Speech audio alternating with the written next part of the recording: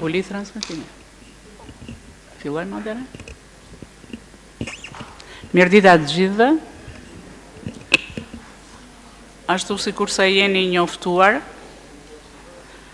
thjerët kjo mbledhje jashtë radhe e Këshillit Bashkiak me kërkesë të kryetarit të Bashkisë numër 69/19 protokolluar në datën 14/7/2025 në zbatim të ligjit numër 1939/2015 për vetë qeverisjen vendore me rend dite si më poshtë.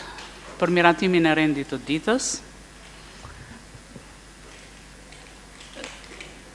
kush është dakord me rendin e ditës? Ju lutem këshilltarëve të votojnë. Urdhëroni? Po, Lazian.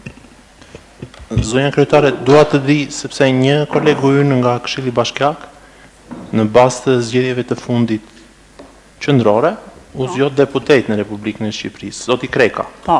Si do funksionojë, domethënë do zëvendësohet, sepse po marrim përsipër që të bëjmë mbledhje në mungesë të personave. Okej. Dhe ka të bëjë dhe numrin në këto votime. Atëre për ju dhe për të gjithë këshilltarët e tjerë, unë dhe sekretarja e Këshillit Bashkiak kemi kontaktuar me zotin Kreka, e kemi udhëzuar për procedurën se si duhet të veproj në këtë rast me qënë është zgjedhur deputet në Kuvendin e Shqipërisë.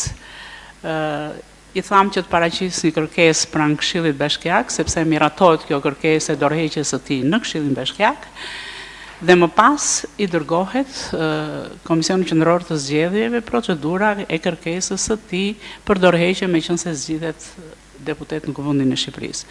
Zoti Kreka e pranoi në parim që do të vinte të bënte këtë kërkesë.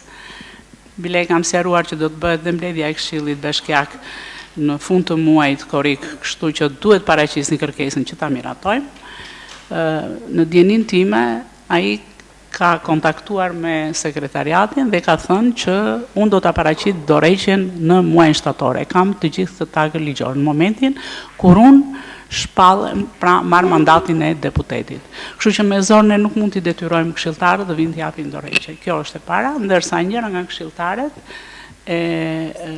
Esmeralda Sejdolli ka paraqitur kërkesën për dorëheqje dhe kjo kërkesë e saj do të trajtohet në datën 31 korrik në mbledhjen e radhës së Këshillit Bashkiak. Besoj sqarimi është i plot. Atëherë kush është dakord me rendin e ditës? Ju lutem, këshilltarëve të votojnë. Kundër? Abstenim? Miratohet? Po.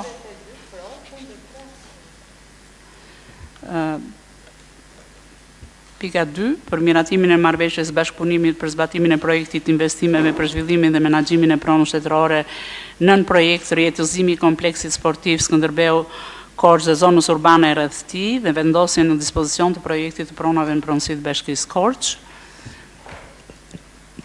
Komisioni, ju lutem, të shprehet.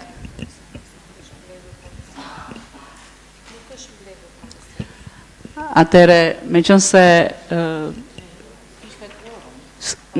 se nuk ka qenë korumi, ose s'kan ardhur të gjithë këshilltarët, që janë pjesë e komisionit, unë do doja një përmbledhje të shkurtër nga ekzekutivi në lidhje me këtë projekt dhe pastaj të adresoj pyetje këshilltarëve për të çështjet të rendit ditës.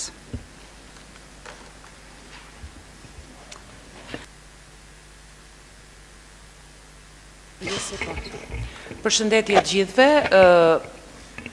Është një moment i rëndësishëm i vendimarrjes të këtij Këshilli Bashkiak për një projekt shumë të rëndësishëm për Korçën. Kolegët e mi, Angela, drejtore drejtorisë juridike dhe shkëlqimi drejtori drejtorisë të urbanistikës, do të shpjegojnë në detaje hapa teknik të cilët i keni të përmbledhur edhe në materiali që është përndar për gjithë këshilltarët. Dy fjalë do doja të thoja në lidhje me rëndësinë e këtij momenti.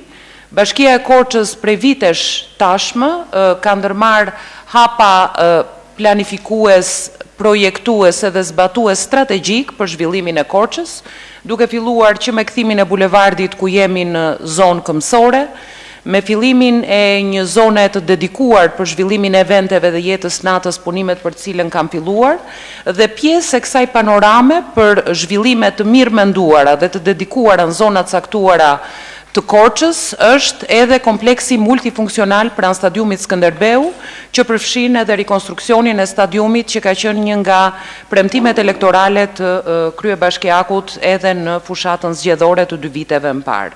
Është një projekt i madh, i cili ka ndjekur të gjitha hapat ligjor, i keni të pasqyruara edhe në materialin e shpërndar.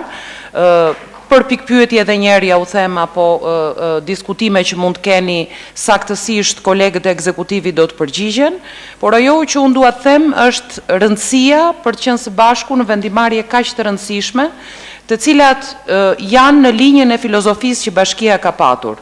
Pra, në gjithë këto vite, Bashkia e Korçës nuk ka ndjekur riparimet vogla pjesore, rregullimin e një rruge, por zhvillime transformuese pozitive, të mirë menduara, të mirë planifikuara për zhvillimin e Korçës në tërësi dhe në aspektet veçanta të saj. Projekti fitues, ju e dini, ka qenë i shpallur si i tillë fitues si pjesë e një konkursi ndërkombëtar të zhvilluar për këtë qëllim dhe bëhet fjalë eksaktësisht për të njëjtin projekt. Hapat e nevojshëm, sikundër edhe kjo mbledhje e jashtëradhe e Këshillit Bashkiak, janë në respektim të afateve të domosdoshme për angazhimin e gjithë aktorëve të tjerë të përfshirë në këtë zbatimin e këtij projekti shumë të rëndësishëm. Pra, siç jeni dhe të informuar, Fondi Shqiptar i Zhvillimit edhe aktorë të tjerë janë të përfshirë në zbatimin e këtij projekti madhor për Korçën, i shpallur si fitues nga një konkurs ndërkombëtar dhe kaluar edhe në një fazë të konsultimit publik. Faleminderit. Faleminderit. Atëre ka pyetje nga këshilltarët në lidhje me këtë pikë të rendit ditës, do të doja që të mos bëjmë komente së bashku me pyetje. Do t'ju lutem edhe një herë ju tërheq vërejtje këshilltarëve, ndërtoni pyetje dhe më pas keni të drejtën për të bërë komente në lidhje me këtë çështje. Vetëm seanca për pyetje. Atëre, po, zonja Keta. Faleminderit zonja kryetare. Nga leximi i materialit kam nxjerr disa pyetje, të cilat i kam patur të paqarta për të marrë përgjigjen. Së pari, për çfarë qëllimi konkret është bërë shpronësimi i tokës në zonën rreth stadiumit? A është ky qëllim i dokumentuar me vendime zyrtare të Këshillit apo aktet e tjera përkatëse? Së dyti, a është njoftuar në atë Me ngadalë që të mbase se fjalit janë të gjata dhe që të shkruajnë. Okay. A është njoftuar në atë kohë publiku dhe pronarët se toka do të përdorej për ndërtim stadiumi apo dhe për zhvillim të zonës nga investitor privat? A ka patur konsultim publik me qytetarët për këtë projekt, sidomos për shndërimin e parkut ekzistues apo një pjesë më saktë e parkut ekzistues në zonë ndërtimi, hotele, restorante, bare, zyra e të tjera? Dhe a mund na paraqesni një proces verbal të, nëse ka në dijenin tuaj, nëse është bërë konsultimi publik, na paraqitet proces verbali për këtë konsultim publik. Së katërti, a është bërë një vlerësim mjedisor i ndikimit që do të ketë ky projekt mbi pjesën e parkut ekzistues që do të kapet, që do të zihet, cilësia e ajrit, zhurmat dhe rrjedhën urbane të zonës. Së pesti, a kemi një llogaritje të qartë dhe të saktë se cila do të jenë përfitimet e drejtë për drejta që do të ketë qyteti nga ky projekt në aspektin ekonomik, social dhe mjedisor? Si dhe në vazhd të kësaj pyetjeja a ekziston një analizë detajuar financiare që tregon ndikimin në buxhetin e bashkisë pas përjashtimit të Fondit Shqiptar të Zhvillimit? Dhe sfundmi, a jeni të vetëdijshëm se ky vendim mund të krijojë precedent të rrezikshëm për shkatrimin e pasurive publike dhe ndërtimin e qytetit apo shndërimin e qytetit në një projekt komercial pa kufi? Faleminderit. Faleminderit. Ka pyetje tjera? Po, zoti Vlla. Faleminderit zonja kryetare. Më njoni të bëj një parantezë të shkurtër para pyetjeve. Kjo është një çështje që ndikon në zhvillimin e qytetit, pozitivisht ose negativisht nuk e dim, po ndikon dhe do jetë një zhvillim që do tjetërsoj qytetin për 100 vite të ardhshme. Dhe besoj se duhet trajtuar gjërësisht me konsultime publike dhe fakti që nuk është, ky material nuk ka kaluar as në komision për katës, mungesa e kryetarit të bashkisë, mungesa një pjesë të mirë të këshilltarëve këtu, më bën dhe fakti që nuk ka nevojë për një emergjencë për të vendimarrjen, më bën që të votoja kundër në këtë rendite. Gjithsesi, në momentin që është aprovuar, unë kam pyetjet e mia. Po nis nga pika 0 që është miratimi i projektit. Në jurinë e këtij projekti, që ka përzitur të projekti, ka qenë dhe zoti kryetari i bashkisë që sot mungon. Ju lutem, çfarë pyetje keni? Mos bëni komente, pastaj vazhdoni i bëni këto edhe më pas. Ju lutem në fjalën tuaj për diskutim. Që të jenë të qarta. Në jurinë e që përzgjodhi projektin ka qenë prezent kryetari i bashkisë. Do doja të dija cili ka qenë qëndrimi i tij për këtë projekt. Pra ka qenë ai projekti i përzgjedhur për ti personalisht, i parapëlqyer për ti, dhe çfarë qëndrim ka pasur për këtë përzgjedhje të projektit të Cebrës. Së dyti, gjatë kësaj periudhe 2 vjeçare që nga përzgjedhja e projektit, a ka pasur Bashkia Korç kërkesa për ndryshime apo detajime të projektit? Çfarë qëndrim ban Bashkia Korç për heqjen e pistës atletikës nga stadiumi, një pistë të cilën ne për fat e kemi dhe në projektin e ri po t'i tërsohet. Po zhduket fare duke cënuar kështu zhvillimin e këtij sporti që është traditë e qytetit, po duke hequr dhe mundësinë për të thithur qoftë edhe projekte të olimpiadave ballkanike, të kombëtare të këtij sporti. Së treti, a është dakordsuar Bashkia Korç me shkatrimin e hapësirave publike të gjelbërta që rrethojnë stadiumin? Dhe a është kjo diçka e lejueshme nga plani urbanistik pasi komente po i vazhdojnë në pikë të dytë. Dhe i bashkojmë parafolses për mënyrën se si është trajtuar pronarët e tokave, të cilëve ju është njohur pronësia, por nuk ju është kthyer me motivacionin që ato janë në shërbim publik duke qenë lulishte apo dhe pjesë të stadiumit. Dhe a mendoni se u lind atyre e drejta e parablerjes ose investimit ose të bëhen pjesë si aksionerë në të zhvillim? Faleminderit. Faleminderit. Ka pyetje të tjera nga këshilltarët? Po, zoti Petri. Faleminderit zonja kryetare. Një pjesë të pyetjeve u ezauruan nga kolegët, kështu që unë nuk do t'i përsëris, por në lidhje me konsultimin, unë dua të pyes së pari, duke qenë se prezantimi i projektit u bën në kohë fushate, ishte fushata për zgjedhjet elektorale vendore, dhe dua këndvështrimin e ekzekutivit. A mendojnë vërtet se ai quhet vërtet konsultim?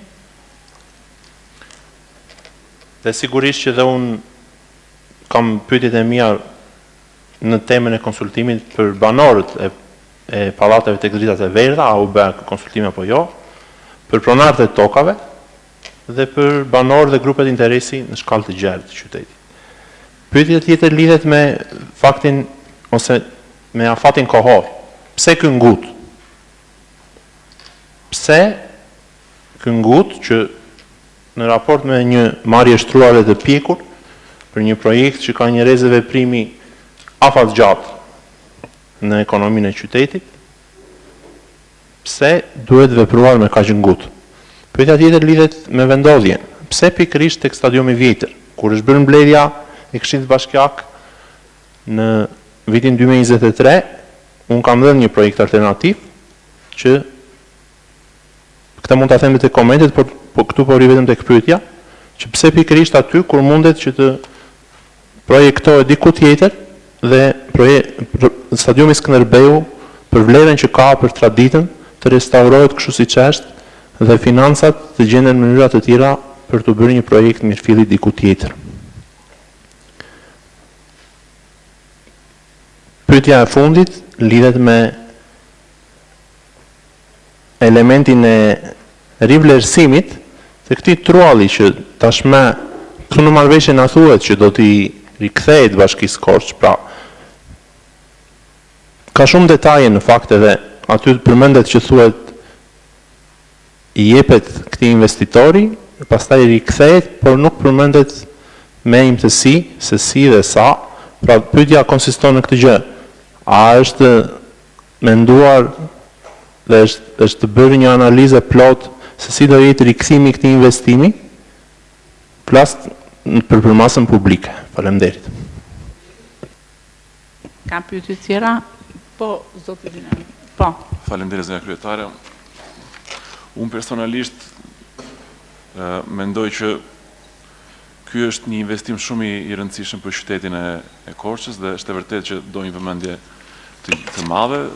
Unë personalisht jam pro këtij investimi të madh. Mendoj që Korça ka nevojë dhe sporti Korçës ka nevojë për të gjë, por gjithsesi pyetjet e mia, disa nga ato u bën, konsistojnë në raporti në çfarë raporti do të ruhet për sa i përket hapësirave të gjelbërta. Do kemi një shtim të tyre apo një paksim, sepse edhe projektuesët, ajo kompania daneze, thanë dhe premtuan që do të ruhet, do të zgjerohen hapësirat e gjelbërta, do të dinim sa do të zbatohet kjo gjë. Sa mund të ndryshoj kjo projekti dhe nga projekti përfundimtar? Mund të kenë ndryshime të mëdha nga ky projekt? A kemi një studim për sa i përket ndikimit në ekonominë e zonave të tjera, sepse normalisht ky investim do sjellë një zhvillim të asaj zone, por mund të ketë një ndikim negativ në zonat e tjera dhe kjo gjë duhet konsideruar, mendoj. Dhe ajo që më duket më shumë problematike është zgjidhja për parkim dhe për trafikun e zonës, sepse shikoj që ka më pak zona parkimi dhe mbase do të krijojë problematika në vazhdimsi. Faleminderit. Faleminderit. Zoti Bregu sikur ka kërkuar fjalën? Po. Të nderuar koleg, të gjithë e dimë rëndësinë e kësaj çështje. Dëgjova këtu nga kryetare e bashkisë që kërkoi që ne të dalim me një vendim unanim, do ishte mirë që ne të gjithë të vendosim për të mirën e këtij qyteti. Ne ta shohim këtë projekt si një projekt zhvillimi. Para ta kohësh kam dëgjuar edhe një nga eksponente Partisë Socialiste në dinin time dhe një nga kryetarët e DEG-s, zotin Petri Kazan. Ju lutem pyetjet dhe mos merrni, kam dëgjuar këtë, kam dëgjuar. Ju lutem, çfarë pyetje keni në lidhje me këtë pikë të rendit ditës? Që pastaj kur të bëni komentet, e keni fjalën të lirë për të thonë ç'të doni. Të lutem tani pyetjet tuaja janë në drejtim të saj. Duhet të kuptosh që pa koment nuk bëhet pyetje. Edhe një herë komentet i bëni më pas, ju lutem, se po të fillojmë me komente, do ta kërkoni përsëri fjalën dhe do përsërisni po të njëjtat gjëra. Që mos i përsërisim po. Ndëgjova që ne të gjithë duhet bashkëpunojmë dhe kemi një sjellje në sallë bashkëpunuese, komunikimin e gjithë të tjerat me qëllim që të japin kontributin më të mirë për këtë qytet.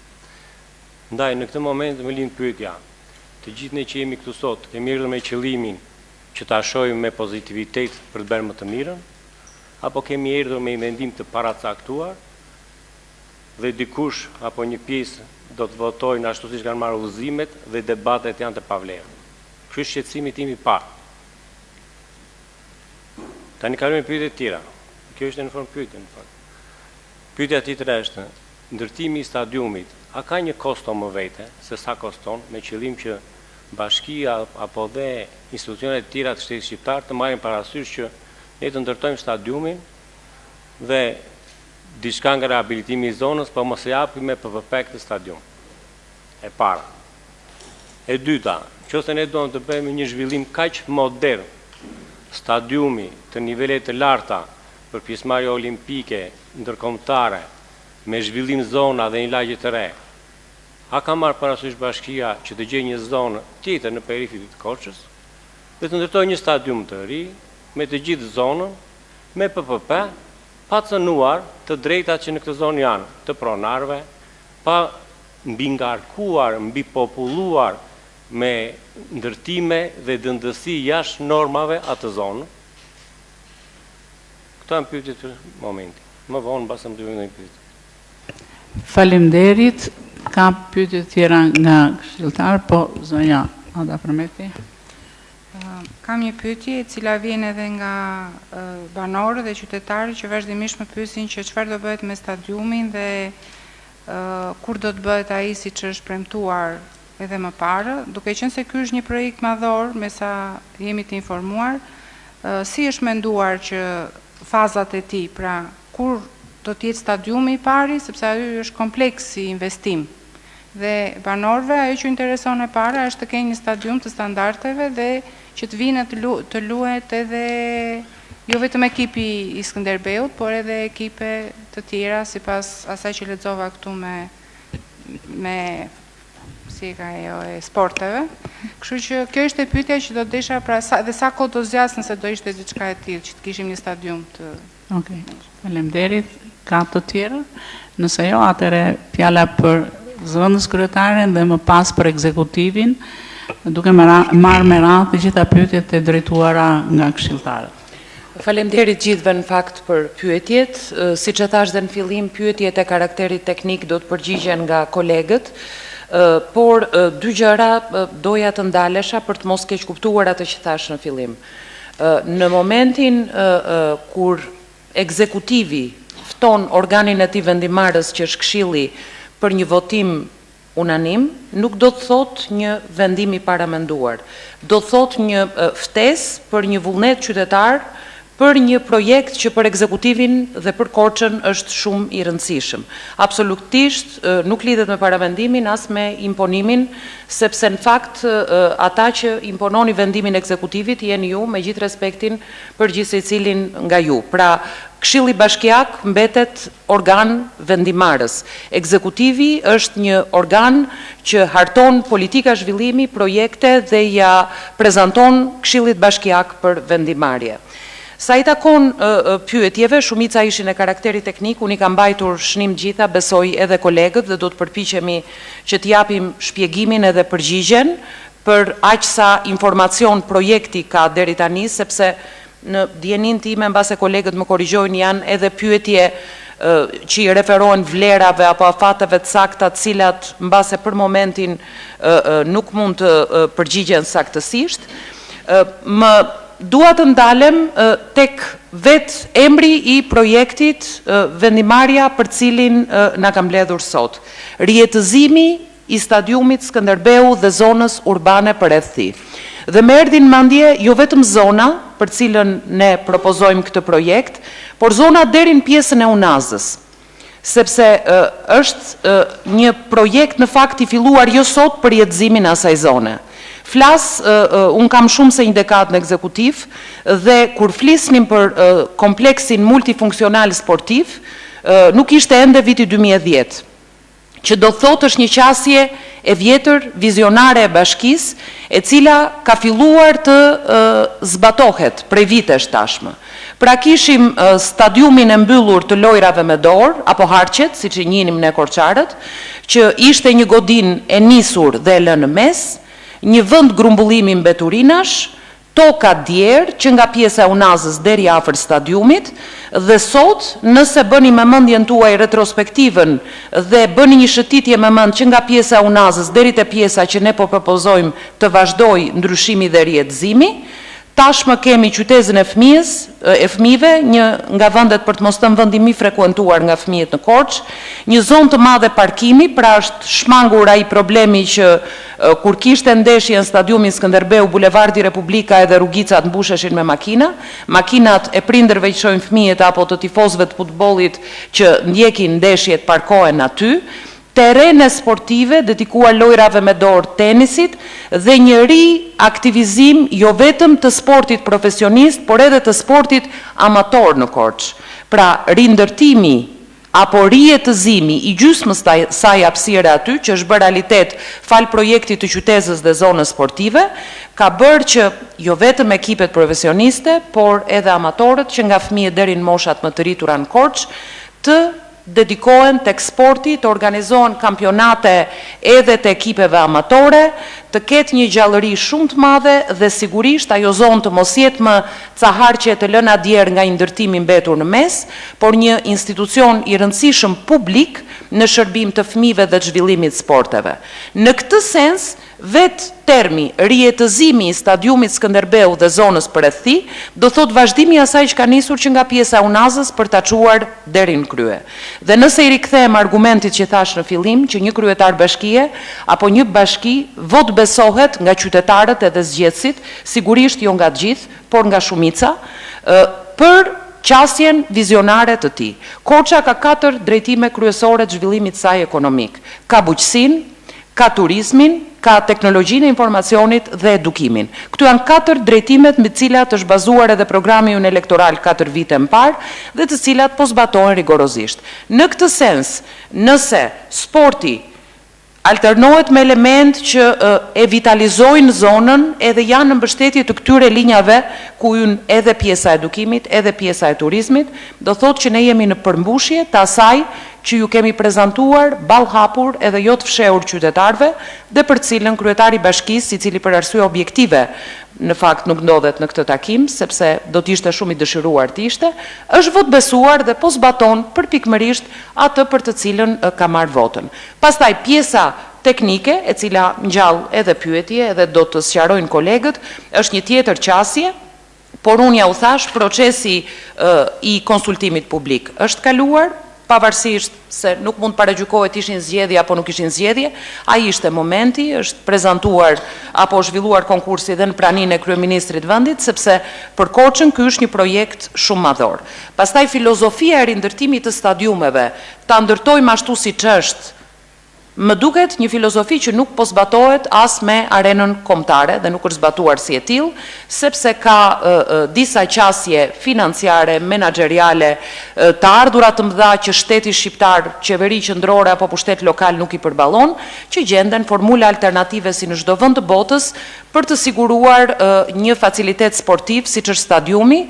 Referojuni arenës kombëtare dhe s'ka nevoj për sqarimet e mia për të kuptuar atë filozofi se si në shekullin e 21 dhe në kushte të reja të marrëdhënie financiare dhe të vështirësive me cilat shteti shqiptar dhe jo vetëm përballet zgjidhen. Kështu që pas Parkut Rinia, qytezës, zonës sportive, unë ja u them me bindje që rivitalizimi i zonës rreth stadiumit Skënderbeu dhe rikonstruksioni i stadiumit Skënderbeu do plotësoj dhe do të kompletoj panoramën e plot urbane dhe zhvillimore të asaj pjese shumë të rëndësishme për Korçë. Faleminderit zonja nën kryetare, fjala për drejtoreshën juridike të Bashkisë Korçë. Në materiali që kemi thellë në këtë mbledhje dhe që kemi propozuar konsiston në miratimin në një draft marrëveshjeje që do nënshkruhet midis 4 palëve që janë Bashkia e Korçës, Ministria e Arsimit dhe Sportit, Federata Shqiptare e Futbollit dhe Korporata e Investimeve të Shqipërisë. Kjo marrëveshje ka për qëllim rijetëzimin e stadiumit Skënderbeu dhe të zonës urbane përreth tij. Në këtë marrëveshje, detyrimet që ne marrim përsipër si bashki është që pronat, sipas projektit që e keni bashkëngjitur relacionit, t'i vendosen në dispozicion korporatës me qëllim që të kryej investime, po sipas projektit që e keni bashkëngjitur relacionit. Korporata nga ana e saj do të zhvillojë një procedurë konkursi ku do të zgjedhë një subjekt privat për ta zhvilluar zonën. Dhe më pas do të ndahen pjesët takuese midis bashkisë korporatës dhe subjektit privat. Por kjo do të jetë në një vendimmarrje tjetër që sërish do të sillet këtu në Këshillin e Bashkisë. Për sa i përket qëllimit të shpronësimit, sigurisht që qëllimi ka qenë interesi publik, qoftë për zonën sportive, qoftë për pjesën e Parkut Rinia. Për sa i përket faktit nëse janë njoftuar pronarët, se përse është bërë shpronësimi, patjetër njoftimi i shpronësimit ka qenë publik, ka qenë i botuar në fletoren zyrtare, fillimisht publikohet kërkesa për shpronësim, ku vendoset objekti i shpronësimit, ka në fat për të bërë ankimime dhe më pas kalohet në vendimarrjen e Këshillit të Ministrave për shpronësim. Nëse ka konsultim publik, pa tjetër që ka pasur konsultim publik në momentin e miratimit të projektit, e tha edhe nën kryetarja, nëse është bërë VNM-ja, kjo bëhet në momentin kur merret leja nga Këshilli Kombëtar i Territorit dhe pas kësaj vendimarrje, e cila do të pasohet nga një vendimarrje tjetër në Këshillin e Ministrave, do të miratohet edhe leja e ndërtimit për projektin. Nëse ka një llogaritje të qartë për përfitimin e qytetit, këtë ja u thashë, do t'i nënshtrohet sërish një vendimarrje këtu në Këshill dhe mund të diskutoni edhe pjesën e vendimarrjes. Nëse mund të bëhen pjesësh pronarët, po patjetër, përderisa kjo do bëhet me një procedurë konkursi, mund të marrin pjesë edhe pronarët në qoftë se plotësojnë ato kritere që që do të vendosë korporata. Për sa i përket hapësirave të gjelbra, këtë mund të ta sqarojmë, por nga një konsultim që bën Bashka, aktualisht janë rreth 15.000 metra katror hapësire gjelbër dhe në fund të projektit ne përfitojmë 14.900 metra katror hapësirë të gjelbër, siç i përket. Sot ka ajo zonë ka 15.000 metra katror hapësirë të gjelbër. Në përfundim të projektit mbeten 14.900 metra katror hapësirë e gjelbër. Po, kjo sipas projektit.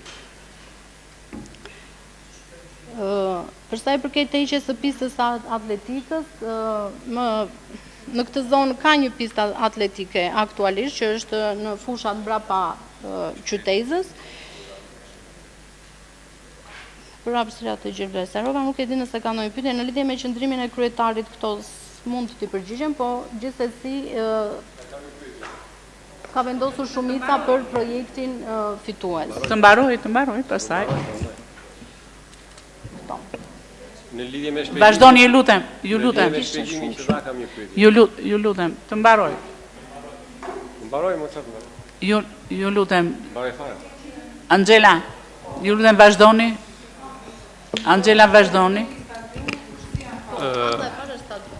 Është ndarë në 3 faza. Atëherë,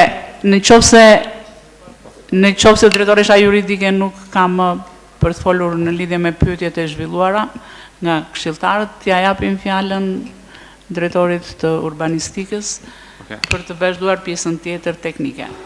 Për sa i përket fazave të stadiumit, stadiumi është ndarë në 3 faza. Faza e parë është edhe faza më me interes si ka bashkia, është stadiumi dhe objektet përreth tij. Faza e dytë është pallati i sportit dhe faza e tretë është pjesa mbushëse e stadiumit. Në 3 faza. Bashkia ka dhënë miratimin për fazën e parë që do të jetë ndërtimi i stadiumit. Po. Në fazën e parë, stadiumi bashkë me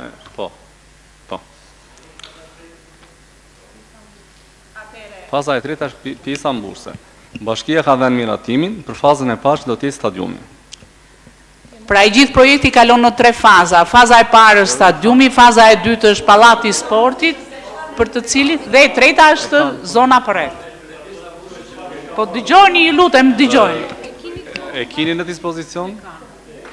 Po. Tu janë 3 faza që do ndërvej. Okej, ju lutem vazhdoni. Zoti Hoxha. Ja ta mbarojmë. Ta mbarojmë së folurin. Nuk e se kam... Ziraj mbaroj, ta mbaroj. Po të mbaroj, nuk e drejton ti, po ta drejtosh ti, po më bu.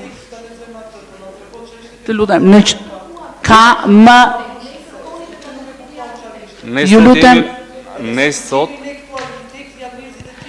Ju lutem, merni fjallën pastaj. Ju lutem mos ndërhyni. Ju lutem mos ndërhyni. Atere, në qovë se nga Angela, në qovë se nga ekzekutivi nuk ka më përgjigje për pyetjet e këshilltarëve, salla është e hapur për diskutime. Kush e do fjallën? Kisha një pyetje sepse nuk e mora. Edhe njerë duke diskutuar, duke bërë dhe pyetjen. Kush e ka fjallën, zoti Plla? Ditur përgjigjen s'kam si ta... Të lutem, zoti Bregu. Po ju në pjesën e... Ta vë pyetjen. Zoti Plla, fjala për ju. Faleminderit. Nuk po ju në pjesën diskutimeve, por në replikët të përgjigjeve që kemi marrë. Së pari, nuk është bërë konsultim publik. Në qoftë se prezantimin e projektit ju e quani konsultim publik, atëherë keni gabim konceptin. a ishte prezantim projekti dhe përzgjedhje nga një juri, konsultimi publik që të thithen opinionet e ekspertëve vendas, e grupeve të interesit, të sportistëve, të qytetarëve të thjesht, nuk është bërë gjatë tyre 2 viteve që nga miratimi projektit deri në stadin që jemi. E para. E dyta, ne kemi përpara projektet dhe mua nuk më duke nga projekte se unë basi vetëm 100 metra katror gjelbërim. Unë basin 2 lulishte që janë pjesë e bashkisë, që janë pjesë e qytetarëve që i shfrytëzojnë, pa nuk më duket realiste kjo përgjigje që unë basin vetëm 100 metra katror. Nëse kompensohen diku tjetër, po duhet të na thoni ku, sepse ne nuk shikojmë në projekt që të ketë shtim të bimësisë në të zonë.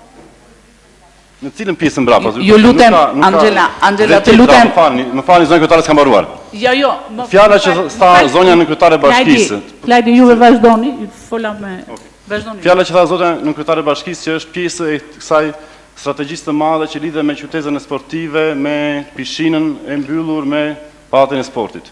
Po, ka pasur një master plan të miratuar mbase në vitin 2016 nga të propozuar nga firma Wilson, Peter Wilson, për të cilin kam dyshimet e mia për punë që ka bënë qytet, por ky projekt, ky nën projekt, stadiumi është një nën projekt, nuk përputhet me atë që është propozuar në master plan. Nuk përputhet për faktin që stadiumi propozuar në master plan kishte pistë atletike, nuk përputhet për faktin që në master plan nuk ziheshin këto hapësira të gjelbërta që janë 2 lulishtet në krah të stadiumit. Tani, si mund të miratojmë një nën projekt që ndryshon nga master plani dhe që e prish gjithë konceptin e gjithë zonës sportive? Jemi të qartë me replikat? Po. Dhe nuk mora përgjigje për faktin e pronarëve. Kur themi që pronarët ju linë të drejta e ankimimit dhe e linë të drejta që të bëjnë pjesë e këtij projekti, është për faktin që u mbet interesi publik. Në pronat e tyre nuk do jetë më thjesht stadium apo lulishte siç ka qenë, po do ndërtojnë aktivitete tregtare.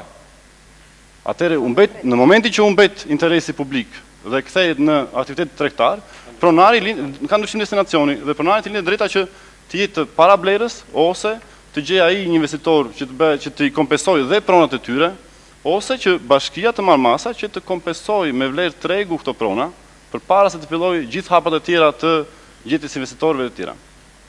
Faleminderit. Faleminderit. Kush e do fjalën për diskutim? Po, zonja Alketa. Nderuar kolegë këshilltar, nderuar publik koçar. Projekti që kemi ne sot në kryes. Ndise pak mikrofonin. Të nderuar kolegë këshilltar dhe qytetar koçar.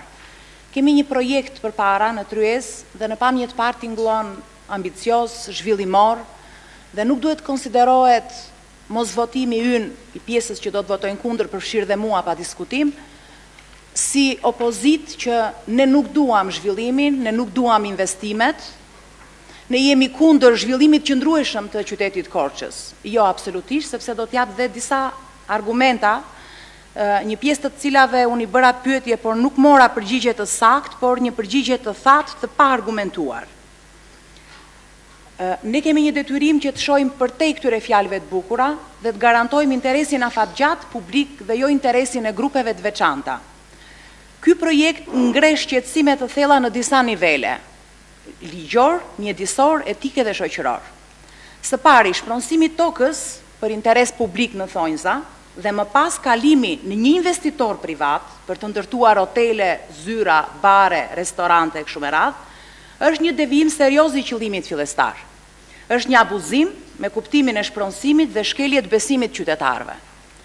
Për të ndalur edhe tek pjesa e konsultimit publik, nëse do të marrim për kufizimin ligjor, unë nuk e përfaqësoj atë pjesë ligjore, por juristja duhet na kishte dhënë një përgjigje më të saktë.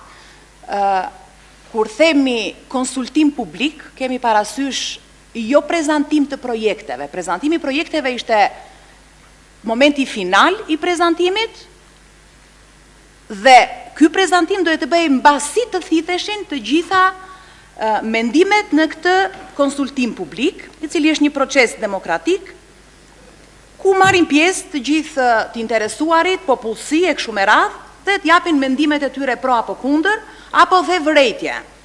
Në djenin time, kërkova të evidentohet një proces verbal i tillë nga konsultimi publik dhe jo proces verbal nga prezantimi i projekteve finale. Dhe pika tjetër e paraqitjes me kaq emergjencë, ku një pjesë e mire këshilltarëve nuk janë me pushime, dhe kjo përbën një shkelje, le ta them, sepse do t'ishte mira që t'ishte në një moment tjetër marrja e mendimit apo miratimi këtij projekt vendimi, ku t'ishin prezent shumica e këshilltarëve, përfshirë dhe kryetarin e bashkisë.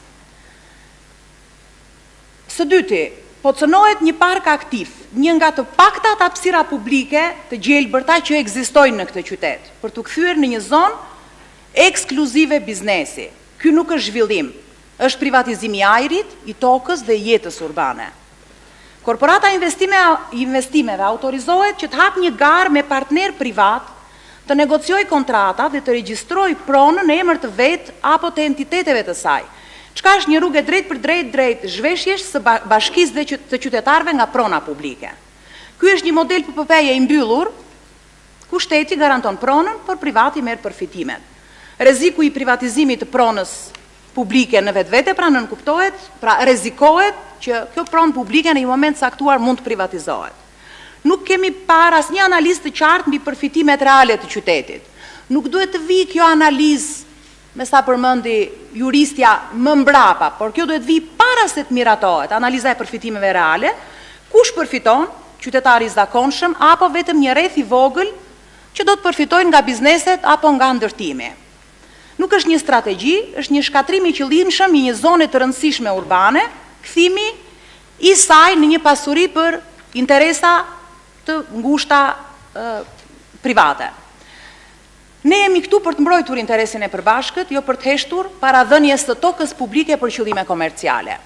Për të gjitha këto arsye, unë dhe kolegët që përfaqësojmë zërin kritik në këtë këshill, kërkojmë të mos miratohet ky projekt vendim, kërkojmë hapjen në një procesi transparent konsultimi me qytetarët, grupet e tjera të interesit, një raport dhe një analizë të detajuar financiare. Përndryshe, ky projekt, që mund të ishte një mundësi me mirë zhvillimi, rrezikon të kthehet në një tjetër rast për humbjen e një prone publike, në duart e privatëve, ndërsa komuniteti Korçar do të mbetet veç një spektator. Ju faleminderit për diskutimin tuaj. Kush e do fjalën? Zoti Bregu. Nga përgjigjet që morë nga juristja, nuk kuptova qartë që si do të bëhet ndarja e këtyre ndërtimeve, sepse sipas saj ndarja do të bëhet në një fazë të dytë. Pra ne miratojmë sot që do bëhet ndërtimi, zhvillimi të gjitha, por përfitimet do t'i shohim më pas. Po, do t'i sillesh tu t'i miratosh më pas. Por ato nuk kanë vlerë të miratohen më pas, nëse ju nuk jeni të sigurt që miratohen, kur janë hedhur etapat, kur janë hedhur hapat. Pra ato bëhen në momentin e parë ky projekt ka këtë lloj bashkëpunimi, Bashkia Korçë kontribon me këtë pjesë, korporata kontribon me këtë pjesë, PPP-ja, investitori privat kontribon me këtë pjesë, dhe ndarja do t'jetë kjo. Ne nuk kemi fare këtë analizë, kjo është aja e gjithçkaje, duke fatur parasysh vetëm thjesht analizë financiare. Pa hyrë pasaj tek të tjerat që kjo është një truall publik dhe kjo nuk është kaq e kollajshme që të transformohet, sepse ne nuk kemi pronarët e asaj prone. Është bashki, janë banorët e bashkisë Korçë pronarët e asaj prone, dhe këta kanë nevojë që të ngjiten gjithë procedurat, siç është konsultimi publik, dhe ne nuk kemi parë asnjë proces verbal konsultimi publik këtu. Që duhet të shoqërojë dosjet. Ku janë proces verbalet? Kjo është një shkelje totalisht. Më falë, ne nuk mund t'i kishim kërkuar. Ju duhet t'i kishit sjellë kur vini këtu, nuk duhet kishit ardhur pa sjellë. Ajo është një pjesë e hezauruar. Nëse ju doni të zhvironi çka ndodhur më përpara, mund t'i kërkonit dhe ka të drejtë drejtoresha juridike. Pjesë e procesit, ashtu siç ti sjell kartelet e pasurisë, duhet të shoqërosh dhe për të konsultimin publik, është pjesë e dosjes.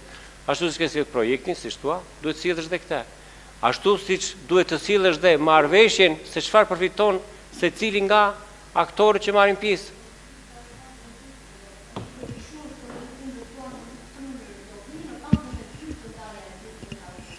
Po Po në që se zbim dakord në fazën e dytë, pasaj si ta bëjmë, ta prishim projektin.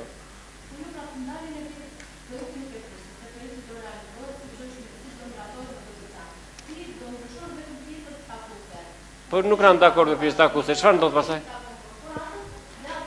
Por nuk rënë dakord, çfarë ndodh?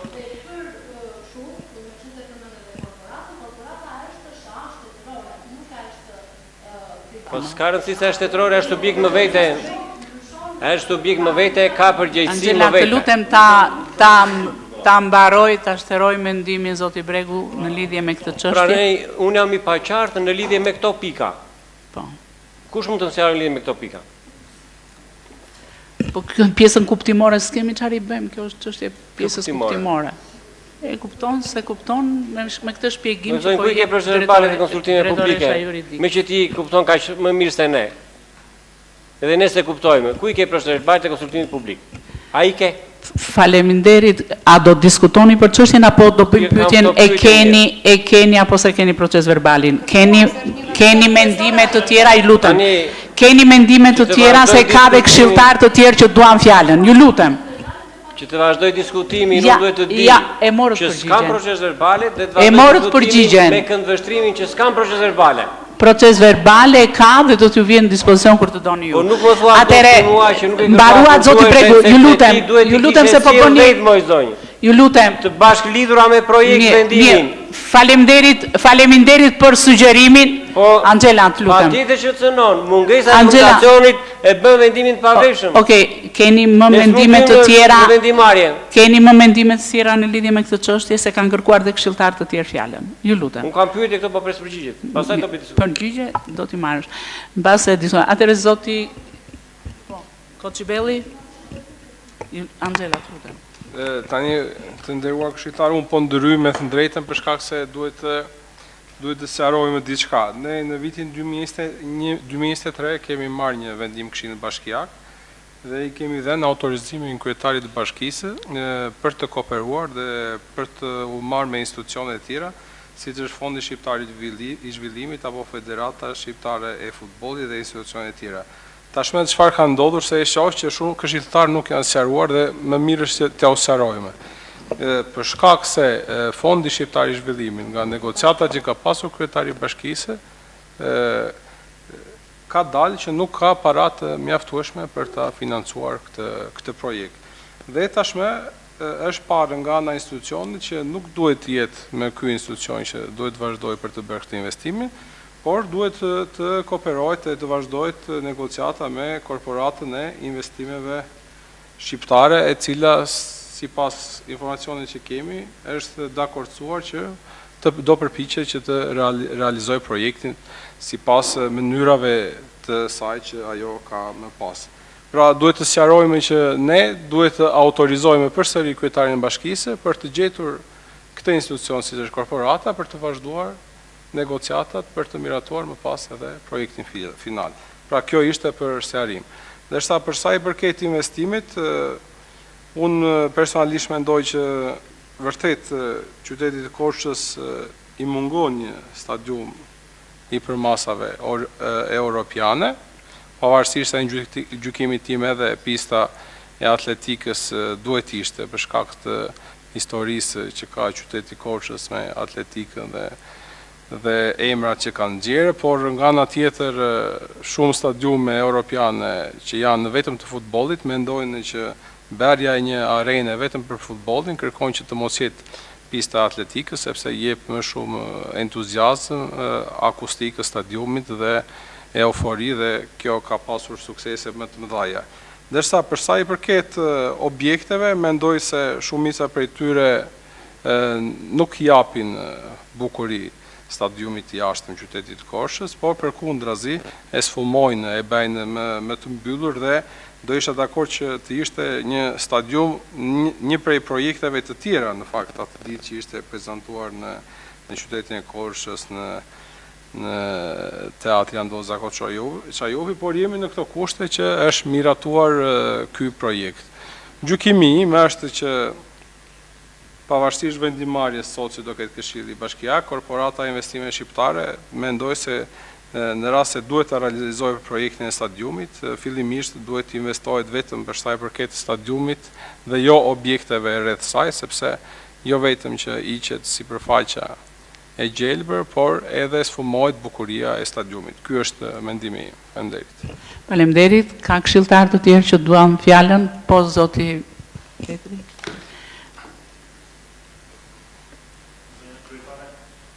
Zonja kryetare, më lejo ta filloj me një koment procedurial. Së pari vërej që kolegët këshilltar nuk po marrin përgjigje shtërruese, dhe kjo gjë e lepër të dëshiruar. Dhe së dyti, do doja që nga ekzekutivi të kenë mirësinë mos vinë duke ngrënë mastike këtu kur japin përgjigje. Faleminderit. Tani të filloj me komentet e mia për këtë temë. Dua të sjell në vëmendje zotin Max Velo. Shumë kush nga ne e ka njohur për atë çka ai ka lënë trashëgimi. Ishte korçar, ishte arkitekt, ishte shkrimtar dhe pikërisht për stadiumin Skënderbeu ka thënë në Korçë ke qef të shkosh në stadium, të shikosh një ndeshje futbolli, sepse para së gjithash është adrenalina e tifozit që të shikoj kompeticionin sportiv, por ke edhe një peizazh malesh, ke një peizazh të gjelbër. Zoti Velo u bë për ndjes past, por atje është ndërtuar Belvederja, pra cënimi numër 1 filloi me Belvedere, ti ulesh si tifoz dhe shikon tashme jo një kodër të gjelbëruar, por një mini qytet urban. Dhe potencialisht, dhe me këtë që po naftoni sot që të votojmë, cënohet edhe më tej, kërcënohet edhe më tej, kjo përmas dhe kjo vlerë peizazhistike e stadiumit. Nëse unë do jem një nga familjarët, fjala vjen Terezët, Bezhanët, Sherkot e tjerë që jam pronar ati, sepse është një projekt shumë kompleks, kemi të bëjmë me hapësira që janë publike, por kemi të bëjmë me hapësira që janë private dhe sot aktualisht janë me funksion publik, por tashme me këtë në emër të këtij rijetëzimi, unë që jam një nga këta familjarë, si do përfitoj, si do futem në loj, na mungon ky element në informacionet që keni parashtruar të nderuar kolegët e ekzekutivit. Gjithashtu do doja shumë që të kishte përfaqësues të palëve të marrëveshjes këtu, do ishte udhës që të kishin përfaqësues nga Korporata e Investimeve Shqiptare, pse jo nga Ministria e Arsimit dhe Sportit apo dhe Federata Shqiptare e Futbollit.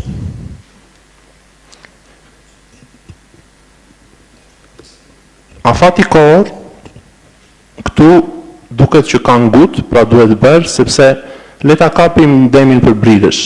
Është një perusti me 3 persona, zotin Zeqo, zotin Peleshi dhe zotin Rama, të cilët duan të bëjnë këtë gjë.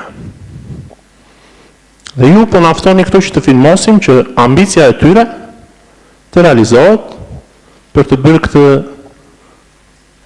lakror, po e quaj kështu, që është ky stadium me betonarme rreth e rrotull. Por si mundet ne të presim një vlerë dhe një rikthim dhe një zhvillim të denjë ekonomik pa patur një analizë, pa u bërë konsultimet në bazë të gjarë. Element tjetër jo pak i rëndësishëm është vendodhja, për të cilën unë përsëri nuk mora përgjigje, pra pse pikërisht duhet bërë tek stadiumi vjetër. Dhe sigurisht edhe unë mbështes kolegët në komentet e tyre kur thonë për pistën e atletikës, që me këtë projekt zhduket.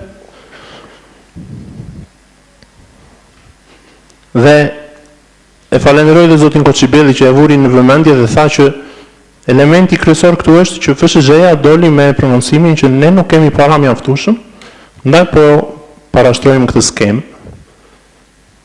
Por pse nuk bëhet një thirrje e gjerë për mbështetje financiare, më falni, nga vetë qytetarët. Ne kemi në ADN-n tonë si qytet, filantropin, dhe ndoshta ja ulem dhe brezave që edhe stadiumin dhe këtë zonë të re multifunksionale ta sjellim në jetë me një pjesëmarrje të gjerë dhe me kontribute sado të vogla nga të gjithë qytetarët. Pra pse nuk merret parasysh dhe ky skenar, përpara se të marrim këtë ngut dhe pastaj të bëhemi pishman, sepse sigurisht që të gjithë këtu ne duam një stadium të denjë, por ndoshta do bëhemi pishman për lagjen dhe rrotull të këtij stadiumi, ose çfarë ndikimi do ketë në qytet etj etj.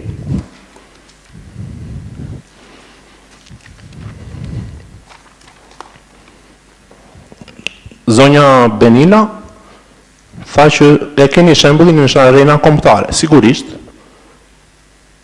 Dhe nëse arena kombëtare bëri një stadium me kull, këtu po na propozohet një stadium me një zonë betoni rreth rrotull.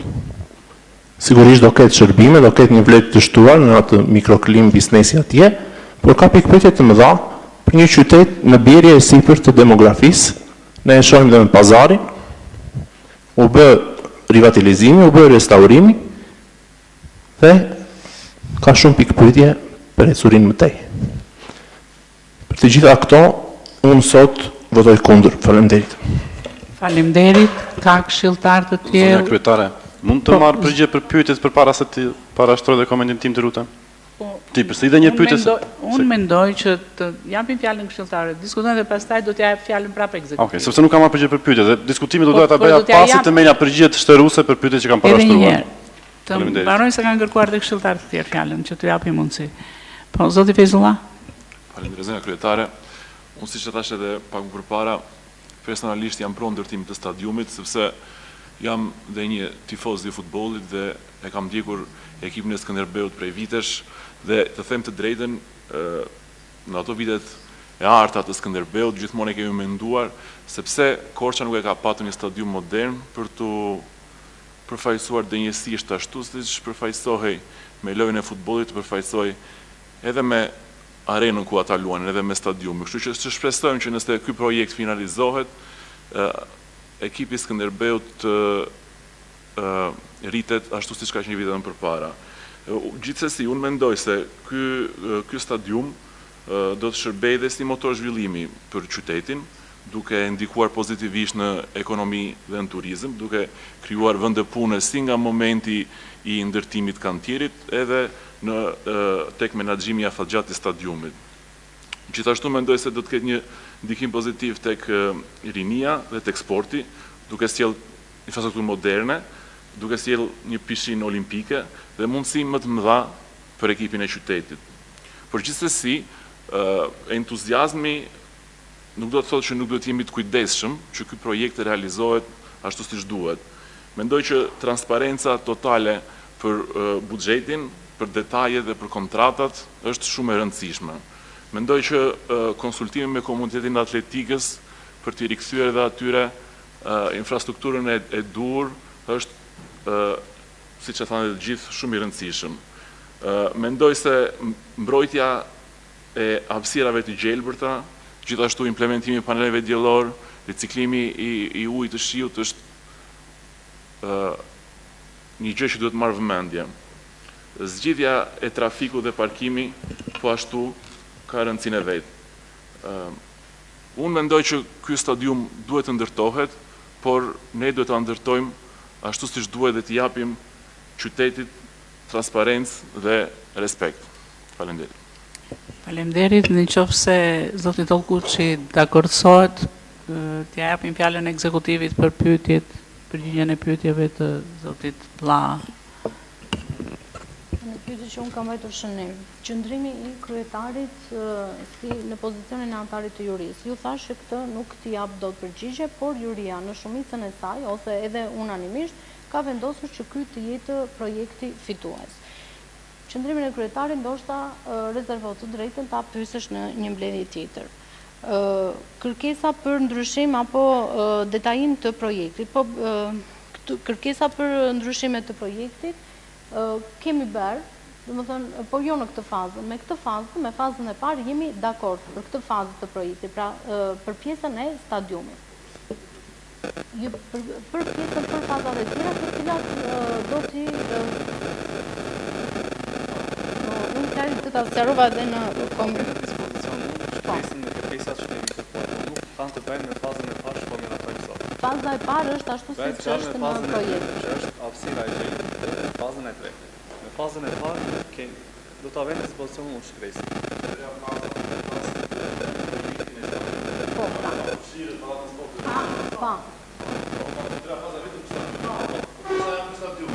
Po.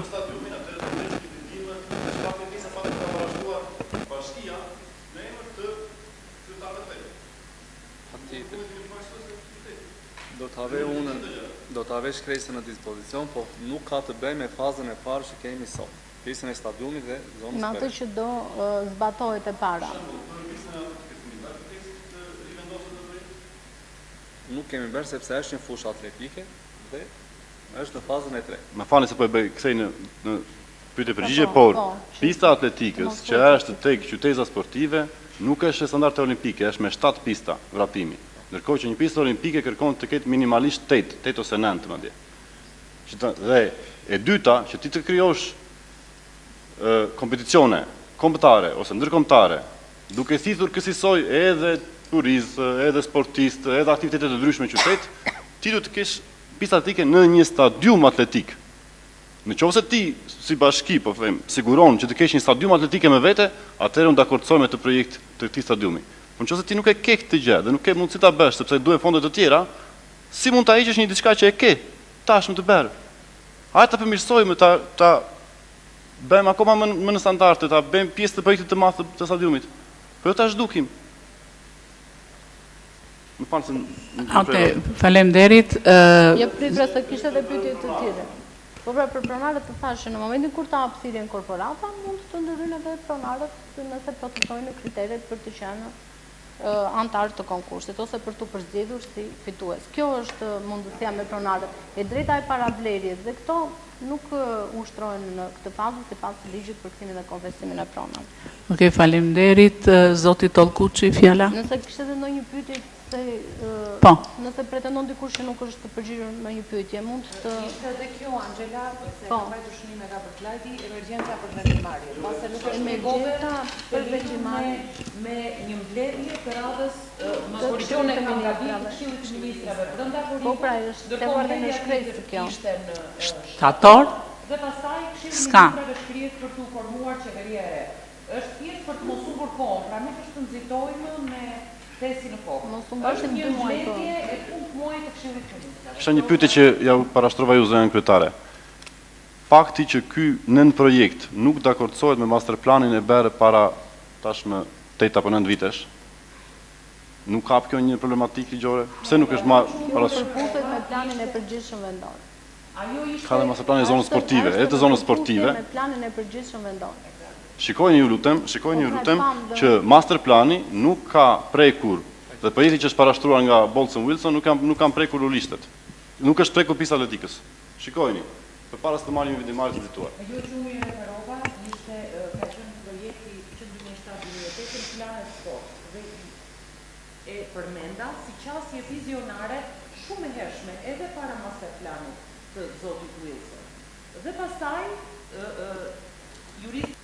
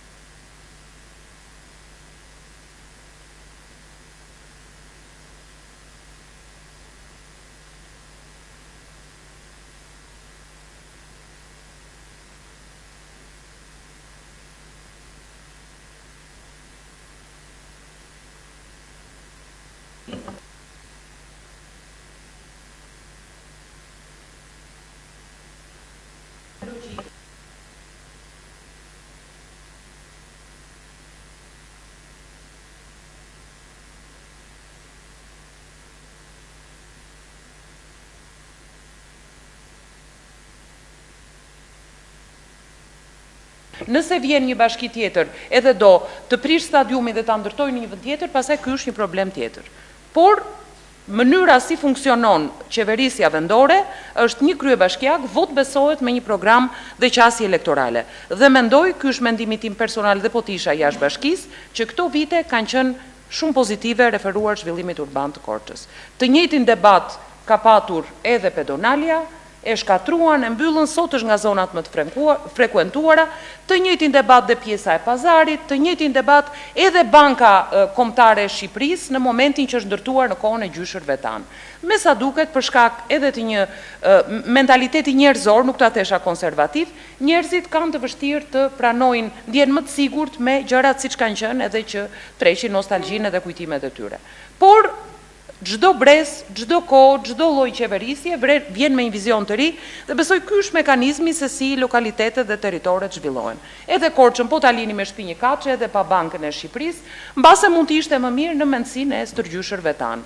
Sot banka prap ne I referohemi si një godinë shumë domethënëse, identifikuese gati për Korçën pjesë e kartolinave dhe kemi haruar që stërgjyshrit tanë në atë zonë që quhej si zona e bostaneve në Korçë, kam thënë, qa po na bëhet ky përbindësh me keq se kulla. Në fakt, banka sot është identifikuese e Korçës. Pra, çdo brez flet me gjuhën e vet, çdo qeverisje që ka të drejtën të prezantoj, sepse vot besohet, një vizion vjen me projektin e vet, dhe patjetër që konsultimi publik është shumë I domosdoshëm, siç ishte edhe te pedonalja. Por nga ndonjëherë, kur interesi publik I përputhur me koncepte zhvillimore predominojnë, mendimi kundër mbetet konstruktiv, por jo dominues në vendimarrje. Faleminderit, zoti Tollkuçi, fjala për ju. Po, faleminderit kryetare, të nderuar koleg. Sigurisht që është kemi të bëjmë me një vendimarrje shumë të rëndësishme sot, absolutisht, sepse kemi të bëjmë me të ardhmen e qytetit të Korçës dhe jo vetëm, po të gjithë rajonit, pasi për mua është një investim me një impakt të gjerë, të zgjatur në vite, në kohë dhe në rajon.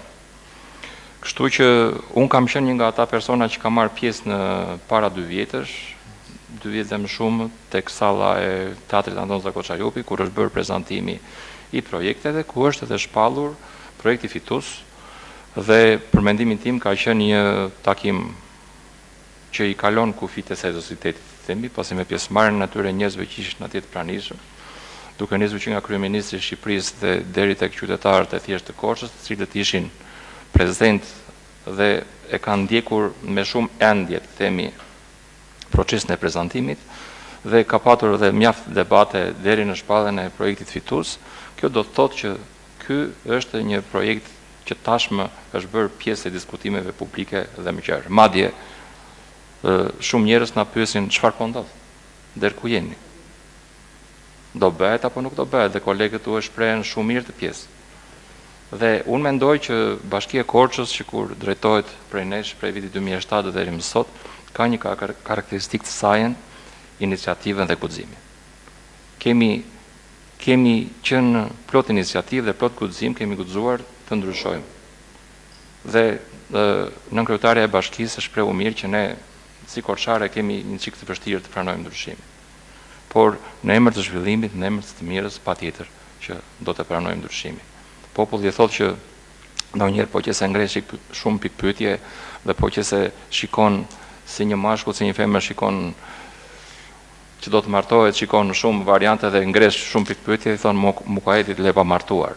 Kështu që unë jam I mendimit që ne tashmë kemi një projekt I miratuar 2 vjet përpara, thjesht ka një ndryshim në terminologji dhe do të miratojmë fazën e parë, pjesën e stadiumit.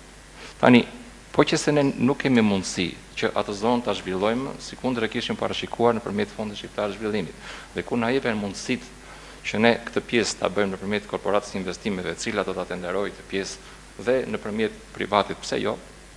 Tani, nëse ne I vendosim emra që përfiton filani apo filani, për mua kjo është e gabuar. Për mendimin tim përfiton Korça.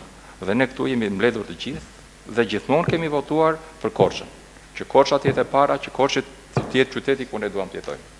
Dhe të shprehurit kështu në këtë mënyrë, juve thatë në fillim që sot ka një mungesë të këshilltarëve. Jo, është e gabuar. Numëroni njerë se sa kanë qenë në mbledhjet e tjera dhe numëroni dhe sot se sa jemi. Unë jam I bindur që mund të jemi edhe më shumë se herët e tjera. Pse nuk e bët diskutim për mungesën e këshilltarëve në mbledhjen e zakonshme të muajit të kaluar? Për mua nuk qëndron. Ishim më pak se sa sot. Dhe pjesa tjetër, po që se I binde për mendimin tuaj si opozitë nderuar koleg, ne nuk do të kishim as vendim e Këshilli, as zhvillim të qytetit. Me qenë se ju them ka shumë korça, hajde dhe votoni. Po mos votoni gjithmonë, ne nuk votojmë me sy mbyllur. Asnjëherë. Po ne votojmë sepse qyteti është i pari. Qytetarët dhe fshatarët e Bashkisë së Korçës janë të parët. Dhe nuk do jenë vetëm ata përfitues të këtij projekti dhe të projekteve tjera që aplikon Bashkia e Korçës vetë apo në bashkëpunim me pushtetin qendror dhe me faktor me biznesin privat, por do jetë i gjithë rajoni. Sigurisht që ka teknikalitete, ka gjëra të cilat unë nuk mund të shprehem, sikundër ju e thatë shumë drejt pjesë atletikës, edhe unë jam që mund të shihet pa diskutim, janë gjëra të cilat mund të ecin rrugës dhe mund të shihen. Por ama që ne të themi që jo, se kjo nuk bëhet, për mua kjo nuk është normale.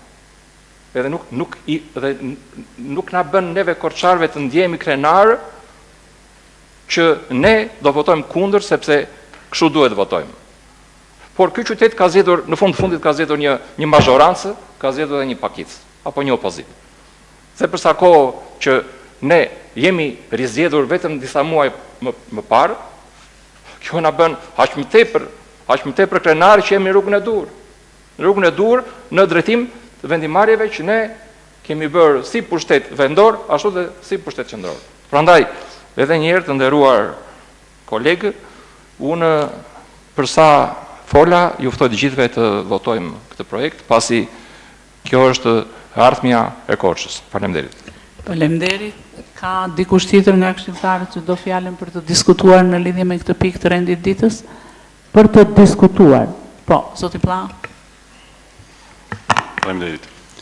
Dëgjova dhe fjalën e kolegut parafolës edhe të zonjës sekretare të Bashkisë, që flisin për iniciativë, për një vizion, dhe problemi kryesor në të qasje të këtij stadiumi nuk është në vetë stadiumi. Ajo që më shikoj si problematik dhe duhet të them trotë që është fakti që ne po na serviret një projekt i gatshëm nga Tirana, nga kryeministri, dhe ne si bashki nuk po marrim dot një vendimarrje të ndikojmë në ajo që do të bëhet në bashkinë tonë.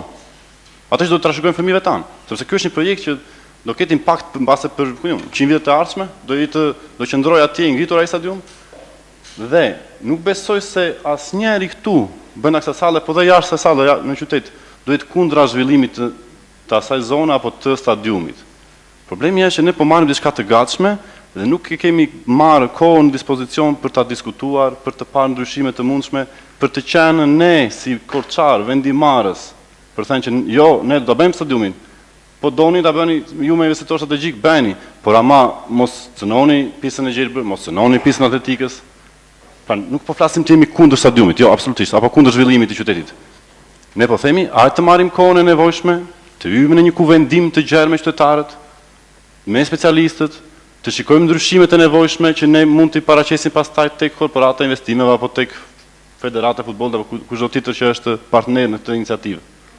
Pa për të po flasim dhe mbase dhe do votojmë kundër, ata që do votojnë kundër, për t'i dhënë kohë vetes, për të analizuar më mirë një gjë që do ketë ndikim në qytet.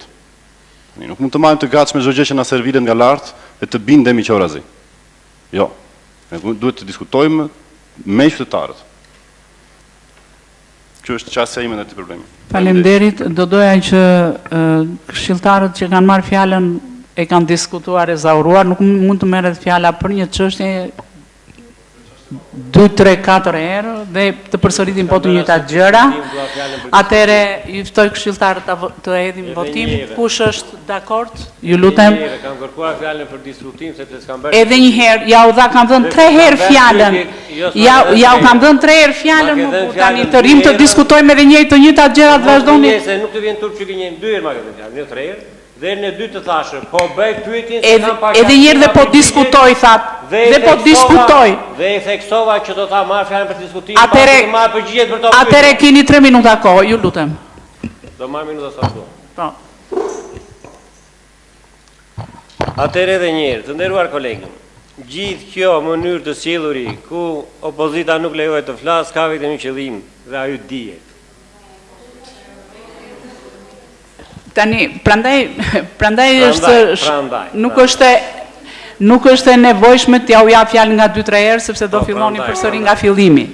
Tani dëgjova me vëmendje Tani 3 minuta kohë dhe flasim. Po llogarit të ndërprerjet pastaj bëj 3 minuta.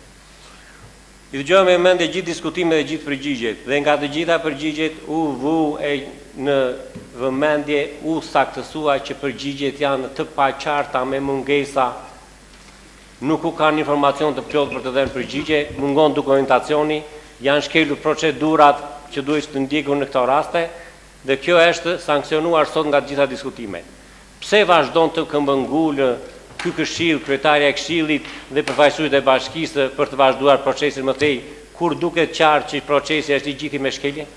Mungojnë proces verbalet e konsultime që është pika A, sill proces verbalet, nuk i ke. Diskutuan këtu përfaqësuesit e bashkisë dhe kryetari i Partisë Socialiste që ne jemi mandatuar për vizionin.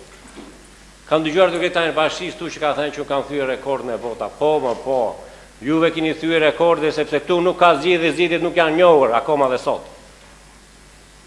Prandaj ju s'mund ta përdorni këtë, kemi marrë mandatin dhe bëjmë si duam. Përkundrazi, edhe nëse ta kishit marrë mandatin, ju nuk duhet bëni si doni, por duhet të thrisni mendjen e tini të përgjegjshëm për veprimet që bëni. Tani ju lutem përqendrohu te stadiumi. Po përqendrohem. Nuk votojmë me sy mbyllur, thot Petrika, por ne e mendoj mirë para se të votojmë. Po është shumë e vërtetë, nuk votojmë me sy mbyllur, është akoma më keq. E ke menduar mirë që po vepron në dëm të banorëve të Bashkisë Korçë dhe përsëri kërkon ta votosh. Sepse janë 113.000 metra katror truall, të cilat nuk dihet se ku do të shkojnë. Vlera e këtyre prona nuk dihet se në xhepat e kujt do përfundojë. Prandaj do të bëjmë me faza se si do të ndahet përfitimet në një fazë të mëvonshme. Përfitimet ndahen që është në fillim, marrëveshja është një, të drejta përfitime, investimet të gjitha bashkë në një marrëveshje. Nuk mund të bëjmë me faza si thoni ju, sepse nuk mund të devijoni sa ju do qepin. Po pse e bëni këtë? Sepse bashkia e ka në xhep këshillin e bashkisë. Dhe e di shumë mirë që në çdo moment do ta sjellë dhe do votojnë me sy mbyllur, në mënyrë të bindur, pavarësisht gjithçka që do të vi. Ndaj, edhe njëherë po ju them, thirrni mendje se 113.000 metra katror truall që janë pronë e Bashkisë Korçë nuk mund të keq përdoren dhe të rrëzohen nga privati.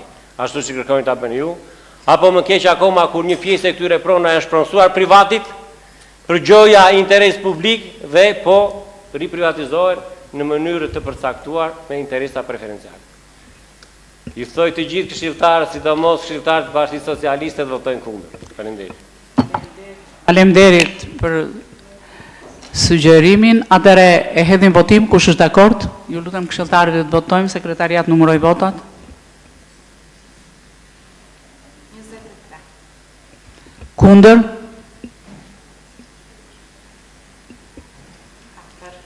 Abstenim? Miratohet. Faleminderit për kohën në këtë mbledhje jashtë radhe të Këshillit Bashkiak. Ju ftoj në datën 31 në mbledhjen e radhës.